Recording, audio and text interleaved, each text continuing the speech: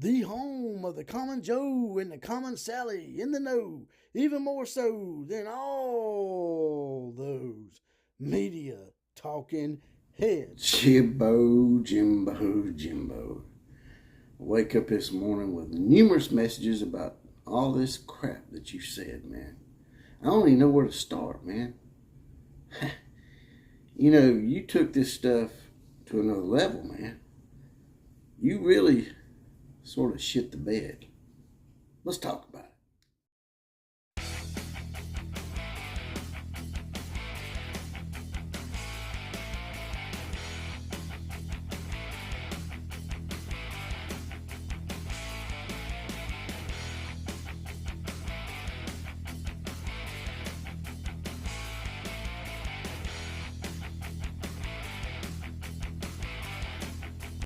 Man, this off season just keeps getting more and more interesting, boys and girls, in sporting land.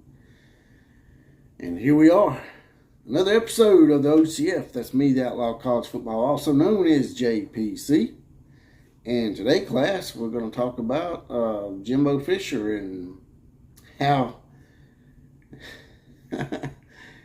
he just went out there and just tried to out everybody, because he's already in his little feelings from February when Lane Kiffin said a mean thing.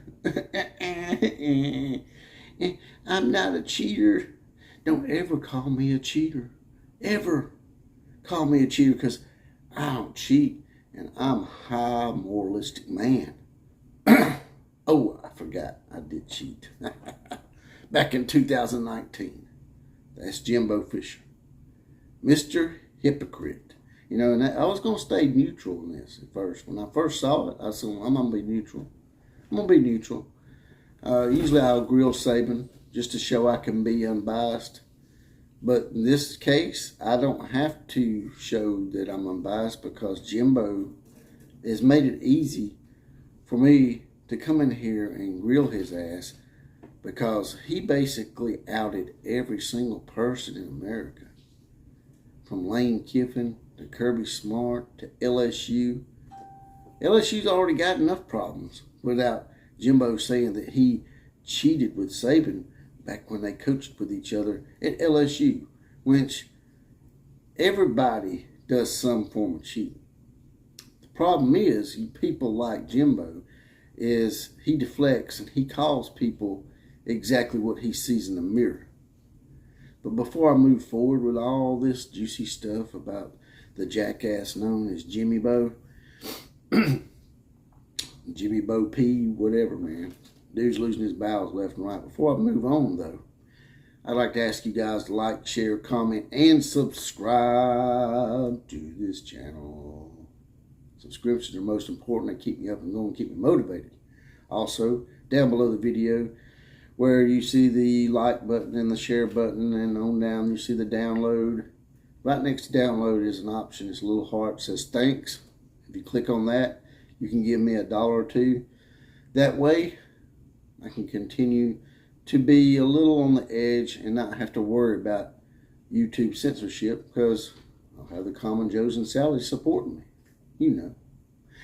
So, back to the topic at hand. This guy gets on national TV after probably just reading something from a staffer, and not once decides whether what he should have done was took that call from Saban, and that way he could have found out what Saban really meant, because a lot of these people out here jumped on this because they just wanted clicks to videos. They saw it as an opportunity to gouge at Saban, and what they didn't realize is that Saban, not one time, and I'm guilty of this myself, because I sort of said, well, Saban called you a cheater, you're a cheater in my last video, but Saban didn't. He never once said the word cheater. All Saban did in that benefit or whatever he was at when he spoke was say what's going on today in the NIL. He didn't tell a lie. He said exactly what was going on, and basically said that it was unsustainable and that they needed regulations. All that got lost in this frenzy by the media, which is what they do, because the talking heads out there just tend to run with shit sometimes without following up and doing a thorough check of what the facts really are. And that's what happened here this week. And now LSU is calling Jimbo out because of the shit he said. Lane Kiffin's calling him out. Lane Kiffin's been calling him out.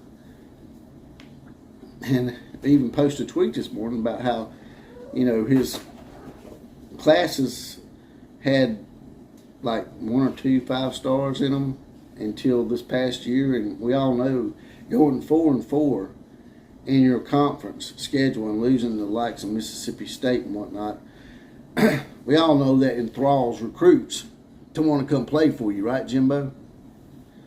But Jimbo's always been a little off kilter. He's always been, to me, a suspicious character. I mean, the way he interviews, if you ever noticed after games when they interview him, the guy's eyes are just everywhere. I mean, it's just looking around, looking up and looking down, man.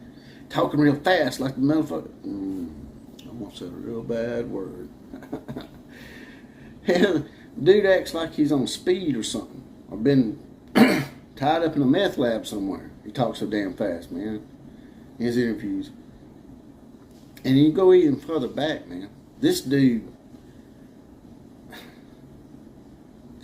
went over and beyond to defend Jameis Winston. A guy that we all know, and then people gonna get pissed when I say this probably, we all know Jameis Winston raped that girl, okay? If it was just her word against his, it'd be one thing. But they went back and destroyed 3 or 4 cell phones that Jameis Winston's friends had, because you know what they did in fine thug fashion? They videoed the whole rape. So they destroyed the phones. So at that point, technically you can't prove it, but if you think about it, why would you destroy 3 or 4 phones? And then Jimbo, in the Florida State University, they basically pressured the girl and her parents to let the shit just die. And the shit was just covered up. So that's why I lost respect for Jimbo back when he's at Florida State. And the fact that you learn when you're trying out for the police academy that when someone's eyes are all over the place and they're looking up and down when they're talking, they're a liar. And you've always been a liar, Jimbo. And we all tell lies. The only difference between you and I and you and Saban is that we can actually own that shit when we do stuff. You can't. Even when you was being punished by the NCAA for impermissible contact with recruits, you was like, yeah, I did contact him one time. When in reality, you contacted the kid about 7 or 8 times. That's what the NCAA said. So once again, a liar, a pathological liar, and a real narcissist can't and never will admit that they are wrong, because that's Jimbo. And then on top of that, Jimbo's like, maybe somebody ought to slap Saban. Really? That's a little bit of a red flag there, brother. You about to lose your noodle, man. I think you need to go seek psychological help, man, before you actually do something really bad. Because you're talking about actually physically accosting somebody just because they basically said something that was going on is actually going on, and he never once called you a cheater. He just said that the way we're doing this and the rules that we're having to play by is not sustainable, and we need regulation. And that's all that was said, Jimbo. So stop crying, stop wetting your diaper, man, and get some advice next time before you open that mealy mouth of yours. And that's all I got to say about that. Like, share, comment, and subscribe to this channel. And as always, well, not just KMCA, but class is now dismissed.